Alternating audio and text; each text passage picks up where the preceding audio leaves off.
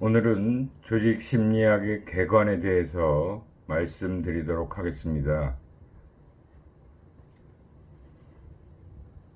조직 심리학의 개관은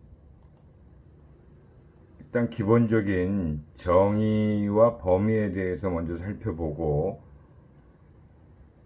관련된 내용들을 살펴보도록 하겠습니다. 조직 심리학이란 무엇인가? 산업 및 조직 심리학과 관련된 정의입니다. 심리학의 방법, 사실, 원리들을 작업장의 사람들에게 응용하는 것이다. 아주 짧고 함축되어 있는 정의라고 볼 수 있죠. 그게 1986년도 슐츠의 정의라고 할 수 있고요. 93년도에 뮤친스키라는 교수는 작업 상황에서의 인간 행동에 대한 연구다라고 정의를 내리고 있어요. 그러니까 아주 기본적인 작업 상황, 워크플레이스, 작업장에서 일하는 사람들에게 심리학의 방법, 사실, 원리들을 응용하는 것이다 라고 볼 수 있습니다. 굉장히 단순하고 심플한 정의라고 볼 수 있죠.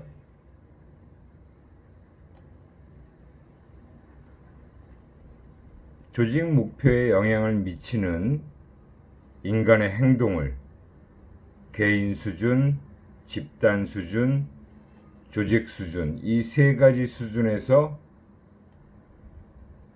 살펴보는 거예요. 우리가 앞서 강의 개요에서도 말씀드렸지만 이 세 가지 수준이라는 것이 조직 심리학에 포함되어 있는 내용이라고 볼 수 있습니다. 개인 수준이라고 하면 개인차 관련된 변인이라고 생각하시면 돼요. 지각, 학습, 태도, 가치관, 동기. 그리고 집단 수준이라고 하면 집단 역학, 갈등, 커뮤니케이션, 그리고 리더십. 그리고 조직 수준에서는 조직 문화와 조직 개발.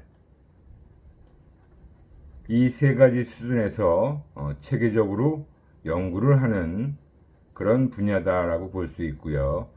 실제 문제의 진단과 해결에 적용하는 심리학의 응용 분야다라고 볼 수 있습니다.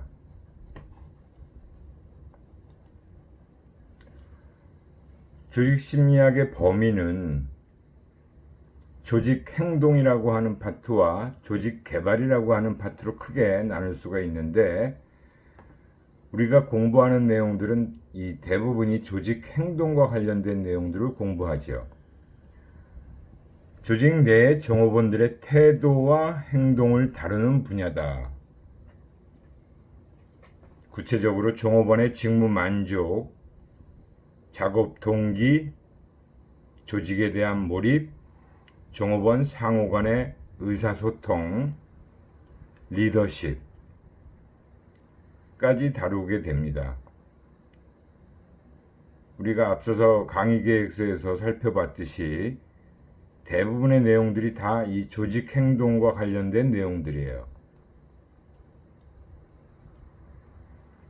그 다음에 이제 조직 개발이라고 하는 부분은 조직을 보다 효율적으로 만들기 위해서 조직을 개선하고 변화시키는 것과 관련된 이슈를 다루는 분야다라고 보시면 되고요.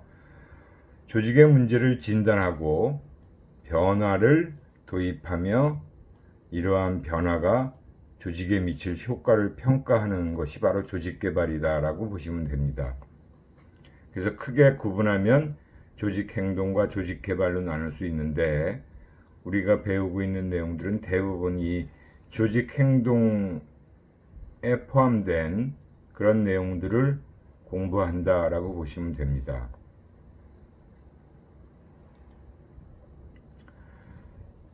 이렇게 해서 조직 심리학의 기본적인 정의 그리고 범위를 살펴봤고요.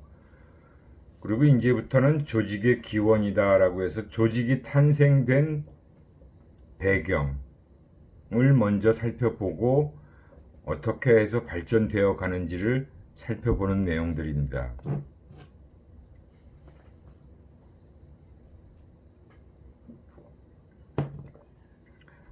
오늘도 날씨가 매우 더웠어요.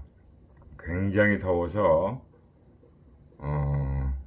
최고 37도, 8도 이런 기온까지 올라갔고, 또 코로나19 확진자들도 굉장히 많이 늘어나는 그런 상황에 있습니다. 그래서 제가 낮에는 너무 더워갖고 일을 못하겠고, 그래서 지금 밤 12시가 넘어서 조용한 시간에, 그리고 조금 선선한 바람이 들어오는 시간에 이렇게 지금 강의 영상을 찍고 있습니다. 조직의 탄생을 배경을 보면 우선 조직이라는 것은 인간이 노동을 시작하면서 도구를 사용하게 되죠. 생존하기 위해서 도구를 사용하게 되고, 이후에 구성원들 간의 역할을 분담하는 분업이 시작되면서 조직이 탄생하게 된다는 겁니다. 도구 사용과 분업이 바로 조직의 탄생을 가져오게 되는 계기가 되는 거죠. 도구를 사용해서 사냥을 하고 낚시를 하고 어떤 수렵 채집 이런 일들이 원시 시대에는 일반적인 일이었다라고 봐야겠죠. 그런 도구를 사용하면서도 그 도구도 여러 가지 다양하게 자꾸 나눠지게 되죠. 그러다 보면 큰 도구, 작은 도구를 담당하게 되는 사람들로 구분이 되니까 그것이 바로 분업이라는 걸로 나누어지게 돼 있어요. 그렇게 해서 조직이 탄생되는 것이다 라고 볼 수 있습니다.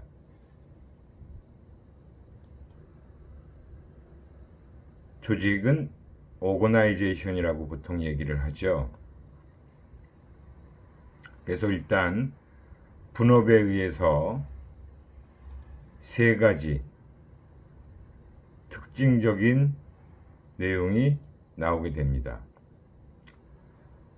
2인 이상의 모임, 그리고 공동의 목표를 가지고 있어야 하며 상호관계, 즉 상호작용을 하게 되는 코디네이션이 일어나는 그런 것이 분업으로 인해서 나타나게 되는 특징을 얘기한다라고 보면 됩니다. 2인 이상이어야만 너는 뭐하고 너는 뭐하고 그런 식으로 이제 작업을 나누게 되죠. 그죠? 그리고 두 사람이 이상의 사람이 모여서 공동의 목표를 위해서 일을 하는 거죠. 사냥이면 사냥, 수렵이면 수렵 이런 식으로. 그리고 이제 서로 상호관계, 혼자 독단적으로 일하는 것이 아니라 서로 협력하면서 협동하면서 일을 해야만 하는 게 바로 분업으로 인해서 나타나는 특징적인 현상이라고 볼 수 있습니다. 이것이 바로 조직의 기초가 되기 시작한 거라고 보시면 돼요. 그래서 이 조직이라는 것은 분업이라는 게 이루어지기 시작했고, 그 분업을 하게 되면서 공동의 목표를 가지게 되고 서로 상호작용을 하게 되고 또 두 사람 이상의 사람이 모여서 일을 하게 되는 그 형태를 조직이라는 걸로 보게 된 겁니다. 그래서 바로 조직의 기본적인 요소는 바로 이 네 가지로 보시면 되겠죠.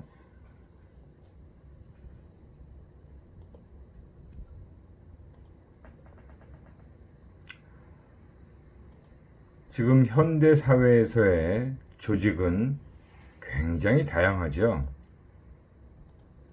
뭐 군대 조직도 있고 산업체 조직도 있고 학교라는 것도 하나의 조직이 될 수 있고요.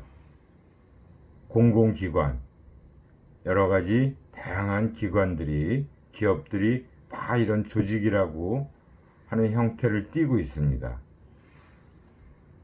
물론 그 조직이 어떤 조직이냐에 따라서 조금씩 다른 특징들을 가지고 있게 되지만, 조직이라는 것은 대부분 다 공통적으로 나타나는 특징들은 다 가지고 있어요.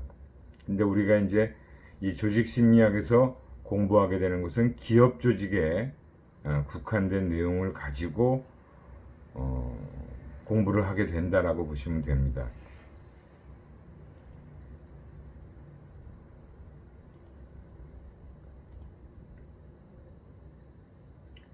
그래서 기업 조직에 우리는 초점을 맞춰서 이 조직 심리학의 내용을 살펴보는 거죠. 기업 조직은 일단 기본적으로 자원이라는 것이 밑바탕에 깔려져 있어야 되죠. 그 자원이라는 것은 자본, 기계, 설비, 원료, 제품, 그리고 인적 자원인 인간이 그 중심에 있다라고 보시면 돼요.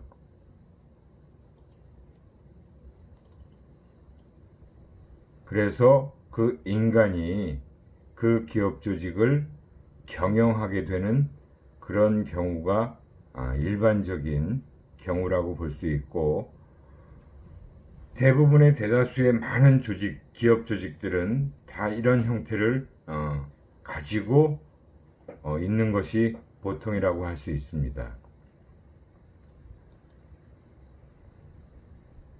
그래서 인간과 경영이 맞물려 돌아가는 그런 형태가 바로 기업 조직에서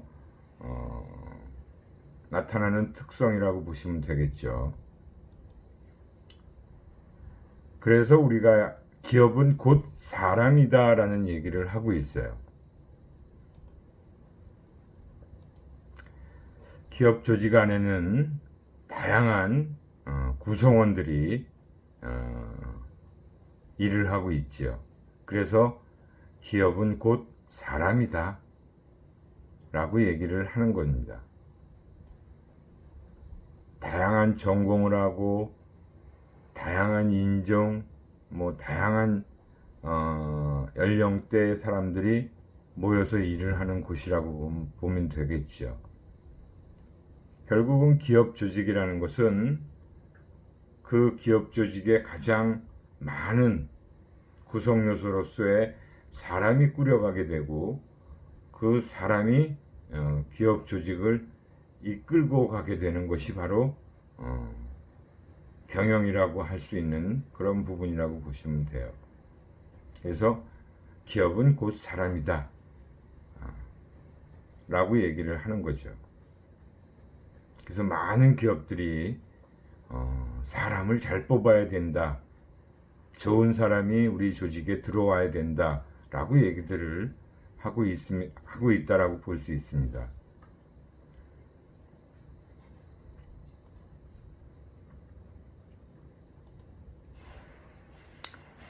그래서 이 조직 심리학이라는 분야는 앞에서 정의를 내렸지만 쉽게 생각하니까 조직 내 인간의 행동과 심리를 연구하는 것이다. 조직 내 인간의 행동을 연구하고 조직 내 인간의 심리를 연구하는 그 분야가 바로 조직 심리학이다. 근데 이 조직 심리학이라는 것도 조금 다른 그 학문 분야별로 조금 다르게 구성되어 있긴 해요. 조직 행동론이라고 하는 건 경영학과 내에서 공부를 하는 분야가 바로 조직 행동론이라고 하는 겁니다.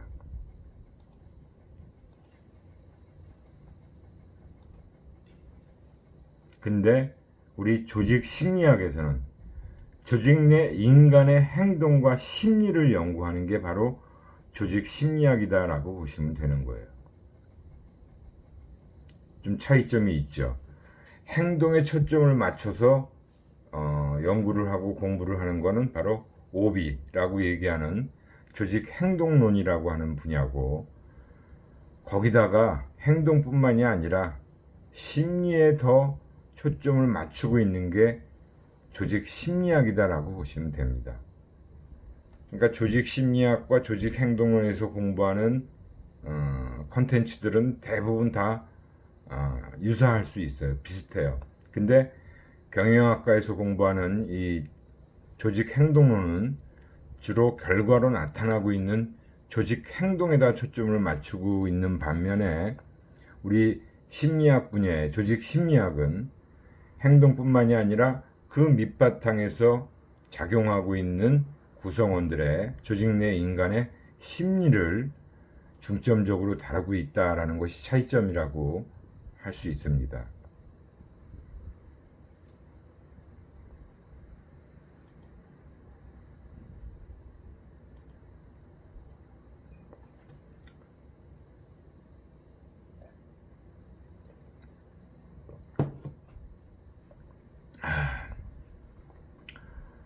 지금도 땀이 줄줄 흐르네요. 아직도 날씨가 기온이 좀 덜 떨어진 것 같아요. 조직 내 인간의 행동과 심리를 연구한다라는 것은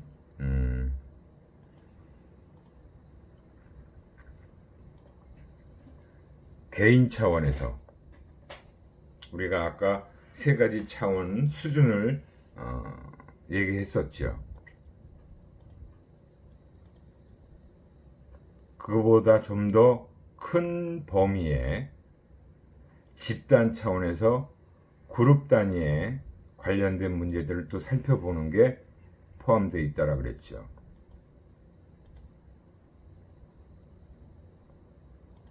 그리고 세 번째 차원인 조직 차원에서 조직 개발과 조직 진단, 이런 것들을 하는 것이 바로 조직 차원에서 이루어지는 분야다라고 보시면 됩니다. 조직 심리학에서는 이 세 가지 차원으로 구분을 해서 우리가 주로 개인 차원과 관련된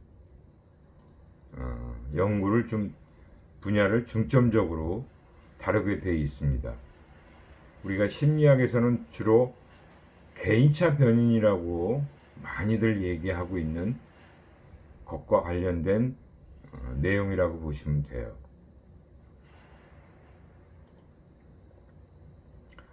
그러면 이 조직 내 인간의 행동과 심리를 왜 연구해야 하는가?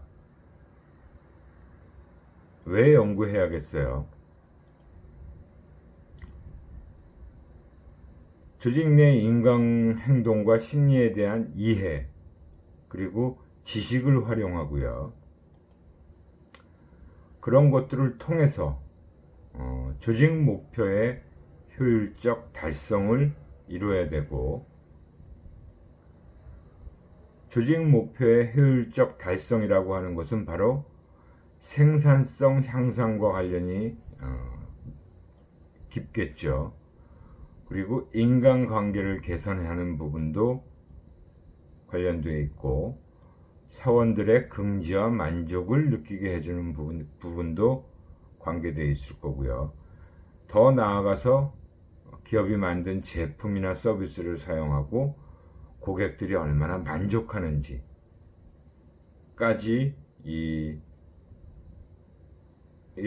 범위까지 다 포함하는 부분이 바로 조직 목표의 효율적 달성을 통해서 이루는 것이다 라고 보시면 됩니다. 결국은 기업이 좋은 제품과 좋은 서비스를 생산해서 고객들이 그 제품과 서비스를 사용하고 만족스러움을 느껴야 되는, 만족해야 되는 것이죠. 그래야 그 회사의, 그 기업의 제품과 서비스를 지속적으로 구매해주고 사용할 테니까, 결국은 그렇게 해서 조직은 계속 이윤을 만들어내야 하고 창출해야 되고 계속 성장을 해야 되는 것입니다. 그러기 위해선 조직 내 인간 행동과 심리에 대한 이해가 반드시 필수적으로 이루어져야 한다라고 말씀드릴 수 있습니다.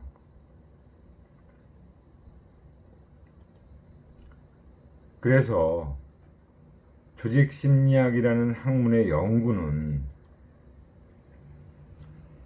일반적으로 얘기하는 학문, 과학이란 무엇인가 부터 출발하는 것은 동일하지요. 그리고 여러 가지 다양한 문제점들에 대한 원인을 찾고 그리고 어떤 현상을 설명하는 부분도 역시 일반적으로 이루어지는 거라고 보는 것이죠. 그래서 X라는 원인으로 인해서 Y라는 결과가 나왔다라는 인과관계도 설명하는 부분이 필요하고요. 그것이 곧 이론으로 연결되어지는 모든 분야의 어떤 학문들은 다 기본적으로 이런 형태를 다 갖추고 있습니다. 그래서 문제의 원인을 찾고 어떤 현상을 설명하기 위해서 원인으로 작용하는 변인 X라는 걸 찾아내야 되고요. 또 그것이 어떤 Y라는 결과 변인에 어떻게 영향을 미치는지를 설명하기 위해서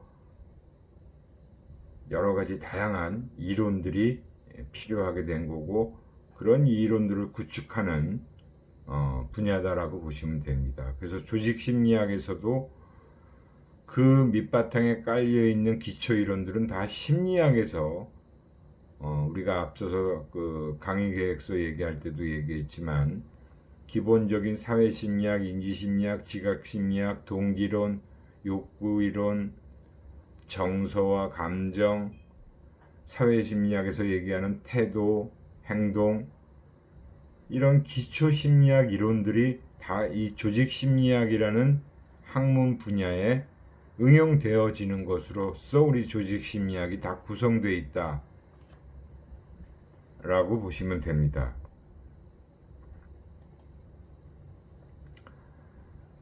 X가 Y에 영향을 미친다라는 것은 X가 Y의 원인으로 작용한다라는 것은 무엇이냐? 우리가 일반적인 상식 수준에서도 생각할 수 있는 여러 가지 것들이 있죠. 뭐 월급을 많이 주면 직원들의 사기가 올라가니까 좋은 제품을 만들게 되겠죠. 생산성도 향상되겠죠. 뭐 높은 키가 소득 향상을 갖고 온다. 약간의 술이 성과에도 도움이 되더라. 흡연을 많이 하니까 아픈 날이 많더라. 만족하면 높은 성과를 거두게 되더라.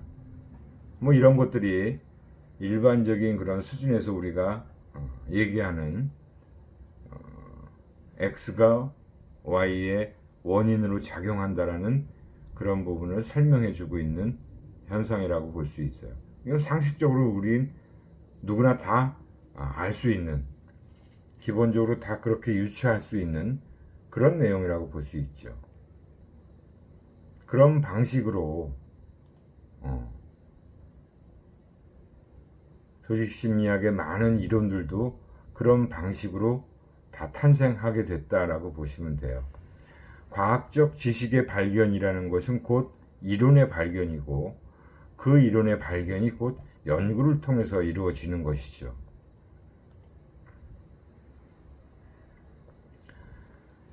기존 이론, 이미 나와 있는 이론들을 얘기하는 거지요.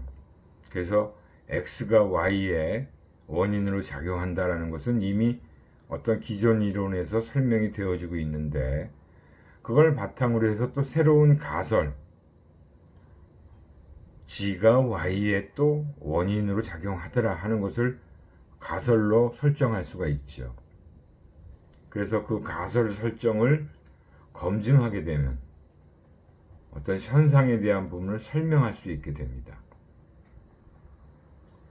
그런 현상들을 반복 관찰을 통해서 여러 번 검증을 하게 되면, 이렇게 하는 것이 계속 반복되는구나, 반복돼서 나타나는 결과가 있구나 하면 그것이 일반화된다라고 얘기를 하는 것이죠. 그렇게 일반화되어지면 바로 그것이 또 하나의 이론으로서 또 연결되어지게 된다는 겁니다. 이런 기본적인 사이클이라는 거, 모든 분야의 학문에서 대부분 다 이런 식의 연구들을 하고 있고, 이런 걸 통해서 또 새로운 이론을 계속 찾아내고 발전시키고 하는 것이죠. 조직 심리학이라는 것도 또 동일한 방식으로 연구를 하고 있다라고 보시면 됩니다.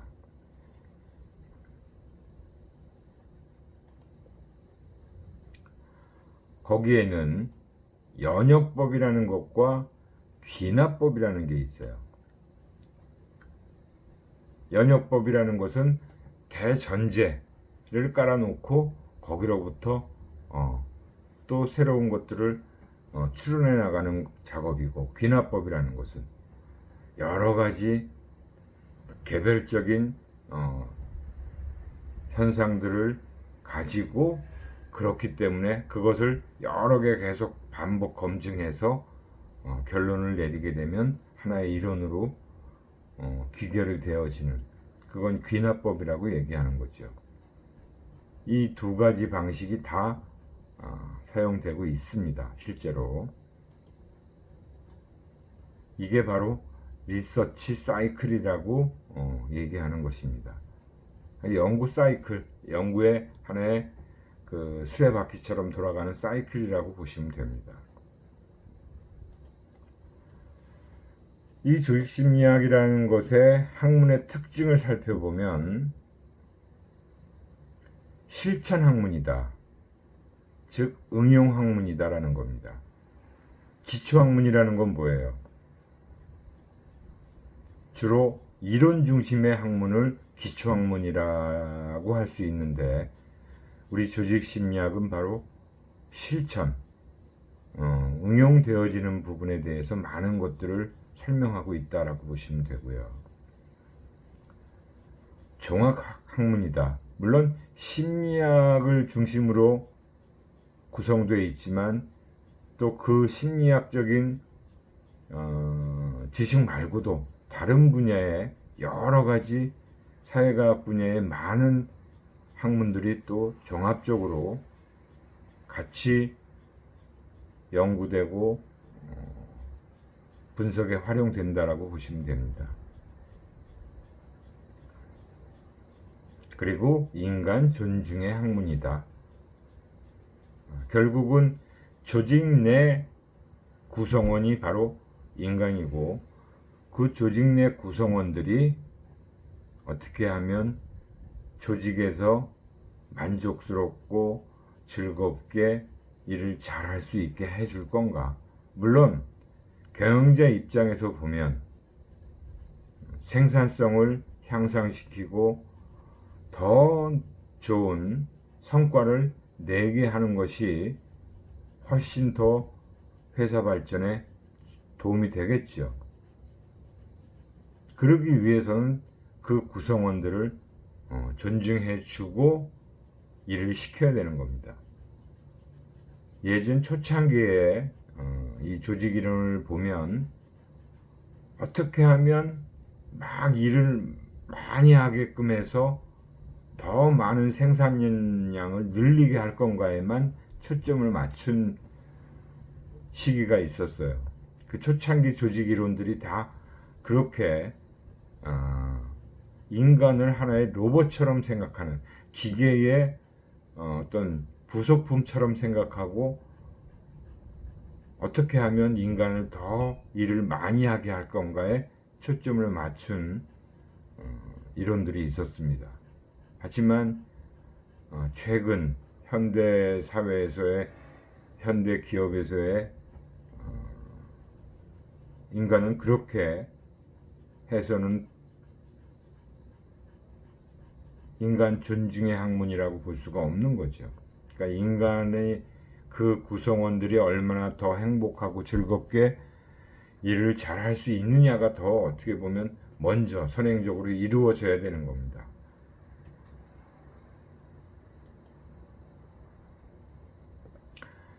조직심리학의 학제적 관계라는 게 바로 종합학문이라는 걸 우리가 앞에서도 얘기했잖아요. 정말 다양한 분야에 많은 내용들이 다 관련되어 있어요. 인적 학문이라고 하는 그 경영학의 조직행동론, 사회학 분야의 사회학, 또 사회심리학, 인류학, 정치학까지, 행정학도 마찬가지죠. 조직행동론이라는 것은 바로 우리 조직심리학에서 공부하고 있는 많은 개인적인 특성, 개인 특성과 관련된 지각, 성격, 개인 특성, 태도, 학습, 감정, 스트레스, 동기부여, 이런 것들은 다 개인 차원의 변인들이라고 보시면 되고요. 그다음 집단 차원에서는 집단에 대한 이해, 커뮤니케이션, 의사결정, 권력, 정치, 협동, 갈등, 리더십, 이건 다 집단의 차원에서 이루어지는 분야라고 보시면 되고요. 조직 차원에서는 조직의 구조와 설계, 조직 개발, 그다음에 조직 문화, 이런 것들이 다 조직 차원에서 이루어지는 분야라고 보시면 됩니다. 이게 이제 조직 행동론에서 다루고 있는 내용들, 우리 조직 심리학에서도 다 이 내용들을 다 다루고 있죠. 그다음에 사회학도 마찬가지입니다. 사회학에서도 이런 내용들을 공부합니다.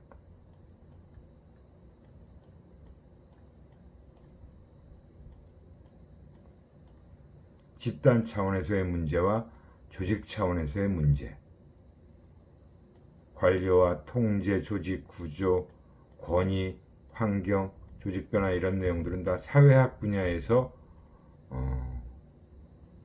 관련된 내용들을 이 조직심리학에 가져온 것이라고 보시면 되고요. 사회심리학은 우리가 심리학의 전공의 아주 핵심 기초 분야라고 보시면 되죠. 행동변화, 태도변화, 커뮤니케이션, 집단의 의사결정, 인류학에서는 비교문화, 조직문화라고 하는 분야의 영역에 대해서, 정치학은 갈등과 협상, 조직 정치, 조직 전략, 이런 것들은 다 정치학 분야에서 또 가지고 온 내용이라고 볼 수 있습니다. 이렇게 다양한 학문 분야에서 이 조직심리학의 내용들을 끄집어냈다, 완성시켰다라고 보시면 됩니다. 그래서 조직심리학에서는 우리가 앞서 살펴봤듯이 개인 수준, 집단 수준, 조직 수준에서 이렇게 세 가지 수준에서 공부를 하게 되는 것입니다. 이 내용들을 살펴보는 것이 바로 조직심리학을 공부하는 것이다 라고 보시면 돼요.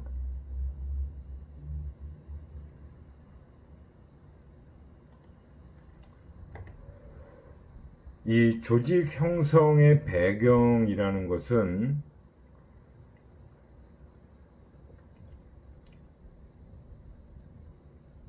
어떻게 보면 이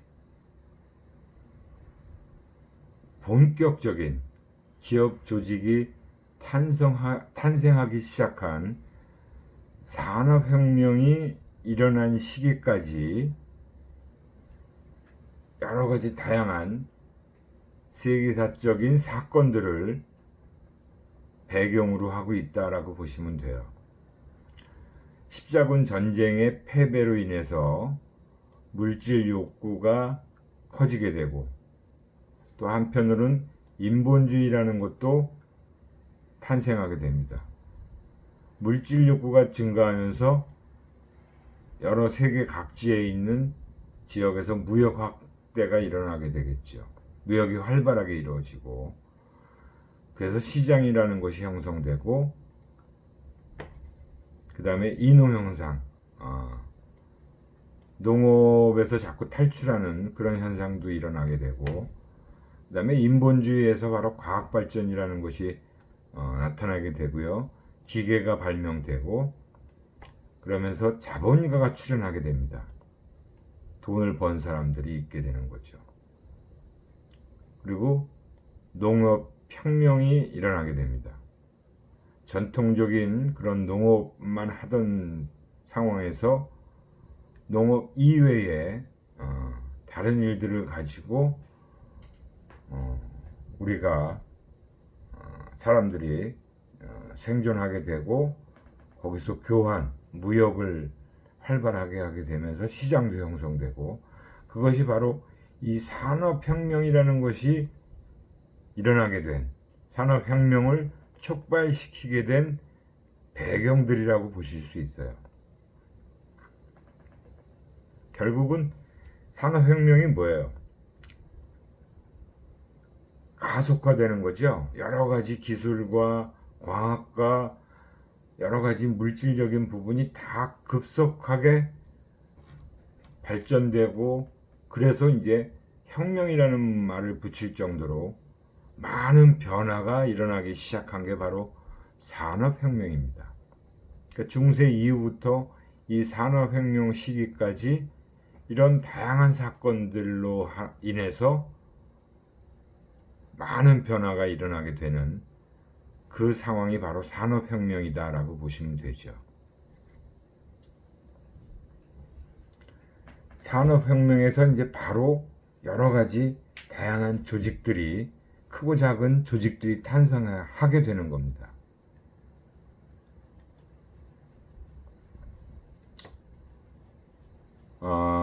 여기서부터는 바로 이 조직의 기본적인 이론과 관련된 내용들을 살펴보는 시간이 될 거예요. 가장 먼저 등장하게 된 이론이 바로 과학적 관리라고 하는, 테일러라는 학자가 주장을 하게 된, 연구를 하게 된 부분이 바로 과학적 관리입니다. 표준화에 의해서 생산량 증가와 금전적 유인가에 의한 임금 상승을 위한 작업 환경의 재설계다. 이 얘기는 무슨 얘기냐면, 작업을 표준화시킨다는 건 뭐예요? 동일한 작업을 해서 반복 작업을 해서 자꾸 생산량이 증가되는 거죠. 똑같이 일을 하면, 똑같이 반복적인 작업을 하게 되면 자꾸 생산하는 양 자체가 증가하게 됩니다.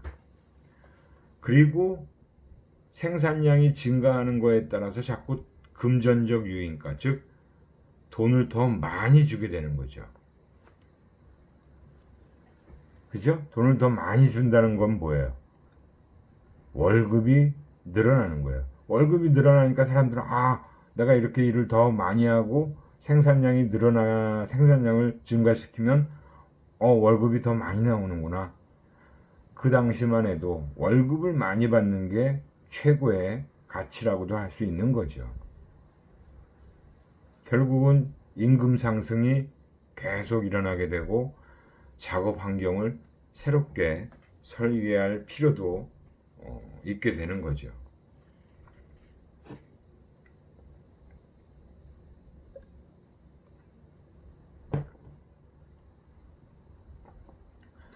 그래서 이 경영자가 아마 테일러라는 학자한테 뭔가 효율적으로 작업 증진을 위해서는 어떻게 하는 게 좋겠냐라고 해서 연구를 시킨 거죠. 작업 증진 방법, 효율적인 작업 증진 방법은 경험보다는 과학적 연구가 필요하다. 즉, 그걸 시간 동작 연구, 타임 모션 스타디라고 얘기하는 겁니다. 일정 시간 동안 동작을 얼마나 더 반복적으로 많이 할 수 있느냐, 그걸 한번 연구를 통해서 알아보자라고 한 거죠. 알아본 결과 하루 동안 일일 표준 작업량의 과학적 설정을 할 수 있더라. 즉, 동작을 가능하면 줄이고, 그러니까 동작을 줄인다는 것은 그걸 단순화시키고 표준화시켜서 더 많이 뭔가를 만들어낼 수 있게끔 일정 시간 동안, 그게 시간 동작 연구예요. 그래서 일일 표준 작업량의 과학적 설정이다. 그래서 그런 과학적 방법을 통해서 작업자를 선발해요. 뭔가 손재주가 더 좋은 사람, 더 빨리 할 수 있는 사람, 이런 사람을 뽑아야 된다는 거죠. 그게 그때는 더 중요한 거였으니까. 그 당시에는 그런 사람이 더 필요했으니까. 결국은 이제 노사의 항구적인 협력 관계를 이끌어내게 됐다라고 얘기는 하는데, 나중에 이제 우리가 문제점을 좀 살펴보겠지만, 그래서 이 과학적 관리의 특징을 살펴보면 과학적인 작업 방식, 그리고 과학적인 선발, 그리고 성과급, 많이 만들어내면 돈을 더 주는 거죠. 그리고 관리의 분업을 체계적으로 하기 시작했다는 거예요. 어떻게 일을 더 전담을 하든 이렇게 해서 나누어서 하면 훨씬 더 효율적으로, 즉 요 일만 하는 사람은 계속 요 일만 하는 거예요. 그러면 아주 익숙해지고 능숙해지고 더 빨라지겠죠. 하나를 만드는 그 시간 자체가. 그게 다 분업화되어 있는 상황에서 그 일이 우리가 지금 얘기하는 그 프로세스, 그죠? 그런 일괄적인 프로세스에 의해서 완성이 되면 굉장한 효율을 발휘할 수 있다는 거죠. 하지만 이 과학적 관리를 통한 생산성 향상과 임금의 상승을 이끌어 줄 수 있다라고는 했지만, 이 비판점 몇 가지가 있는데, 우선 첫 번째가 이건 노동 착취다. 능률 증진으로 인한 작업자의 과다한 노동량, 즉 능률 증진으로 인해서 막 능률이 자꾸 좋아지니까, 익숙해지니까, 일을 더 빨리 할 수 있게 되니까, 사실 어떻게 보면 더 인간은 많은 노동량이 거기에 투입되는 거죠. 사실은. 그리고 인간을 하나의 기계와 같이 본 것처럼 돼버린 거예요. 기계화시킨 거예요. 작업자의 지위를 기계 수준으로 저하시켜서 결과적으로 노동자의 사회적 지위가 저하되는 것을 초래시켰다라고 하는 거죠. 그러니까 완전히 인간을 기계처럼 본 거예요. 기계는 단순 작업을 반복해서 더 똑같이, 그리고 동일 일정 시간 동안 더 많은 횟수로 작업을 하게 하는 거잖아요. 그렇게 해서 생산량이 늘어나지고, 그래서 그렇게 일한 사람한테 월급을 더 주는 그런 일을 하는 거예요. 거기다가 작업의 극단적인 전문화, 완전히 그 일만 하는 거예요. 그냥 그 일만 계속 반복적으로 하는 거예요. 여러분들 똑같은 일을 몇 번 하고 나면 사실은 지겹잖아요. 전문화라고는 하지만 말이 전문화지, 쉬운 일을 계속 반복하게 되면 우린 조금만 하면 사실 지치고 지겨워지고 실증 납니다. 근데 그거를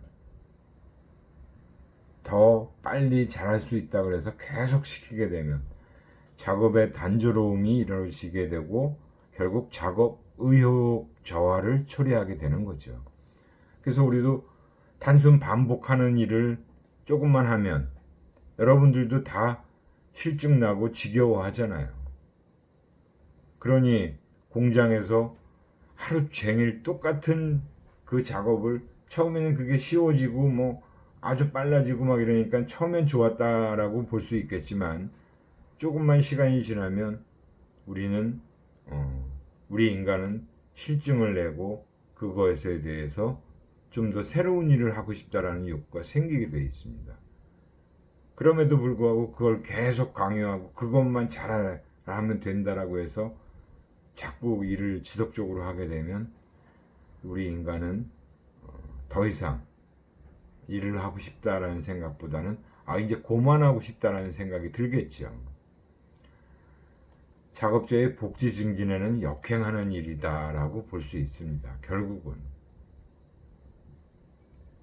월급을 많이 받는 일도 좋고 뭐 경영자 입장에서는 생산량이 증가하고 그러다 보니까 수익 창출이 더 늘어나겠지요.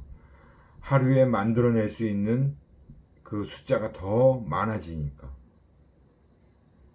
월급 조금 더 주고 조금씩 더 주고 하지만 그렇게 오랫동안 그 작업을 계속 할 수 있는 사람은 없다라는 거죠.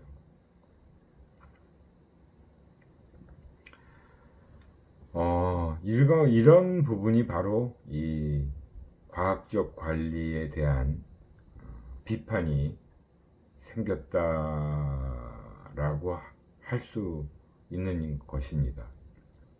이런 비판이 나올 수밖에 없겠죠. 이게 바로 과학적 관리 이론의 내용입니다. 가장 어떻게 보면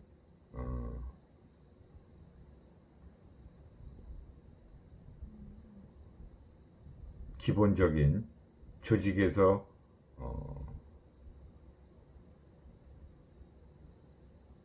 적용될 수 있는 그런 이론으로 탄생한 것이 바로 과학적 관리 이론 테일러의. 그래서 이러한 부분은 여러분들이 분명히 쉽게 이해할 수 있는 내용이라고 봅니다. 오늘은 벌써 시간이 다 돼서 이 정도로 하고요. 이어서 다음 시간부터 뒤에 나오는 이론 몇 개 더 살펴보고 다음 내용으로 넘어가도록 하겠습니다. 여러분들 수고하셨고요. 다음 시간에 또 뵙도록 하겠습니다.